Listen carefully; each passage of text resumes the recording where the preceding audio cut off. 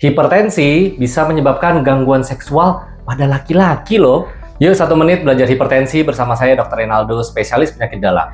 Disfungsi ereksi alias gangguan seksual pada organ vital laki-laki. Supaya bisa mencetuskan ereksi yang baik dan berkualitas, itu diperlukan berbagai macam mekanisme yang melibatkan relaksasi dari otot polos pembuluh darah yang di organ vital laki-laki, disertai juga perlunya ada zat yang namanya nitric oxide.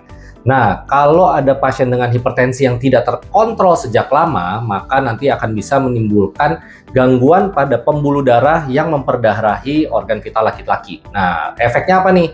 Efeknya sebenarnya sama dengan mekanisme yang menyebabkan orang jadi serangan jantung, terjadi penyempitan di daerah pembuluh darah yang di bagian bawah tadi itu, sehingga aliran darah tentu akan makin sedikit ke organ vital. Otomatis nanti tidak bisa mendapat aliran darah yang cukup sehingga tidak bisa terjadi ereksi. Kemudian ada juga gangguan pelepasan nitric oxide gara-gara kerusakan dinding dalam pembuluh darah alias lapisan sel endotel yang disebabkan oleh hipertensi menahun yang tidak terkontrol.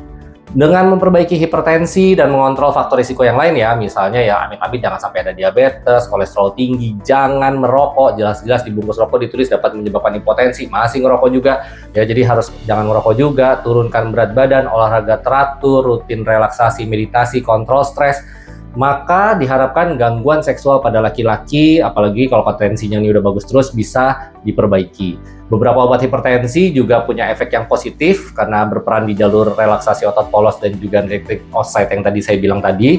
Tapi harus hati-hati juga pada pengguna obat hipertensi golongan beta blocker, terutama kalau beta blocker yang golongan lama ya, yang golongan jadul, yang propranolol, meskipun kita udah sekarang agak jarang pakai untuk pasien hipertensi yang hipertensi kronik tanpa ada indikasi yang lain.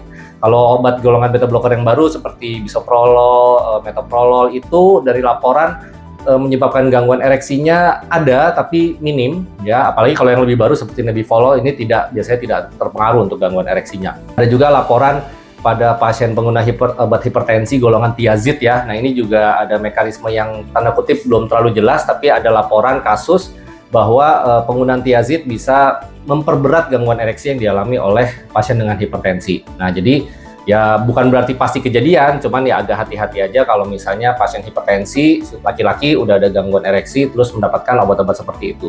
Nah, kalau misalnya mendapatkan obat-obat kayak bisoprolol segala macam, beta blocker, itu kan biasanya pasien hipertensi dengan kemungkinan perlu dilindungi jantungnya dari dokternya nih. Jadi ya sebenarnya ya tetap perlu diberikan ya, cuman kalau misalnya memang tidak ada penyebab lain dari gangguan ereksinya selain efek dari obat, maka bisa dipertimbangkan untuk beta blockernya ini diganti. Semoga bisa dipahami. Kalau ada pertanyaan lanjutan, seperti biasa langsung aja komen di bawah ya.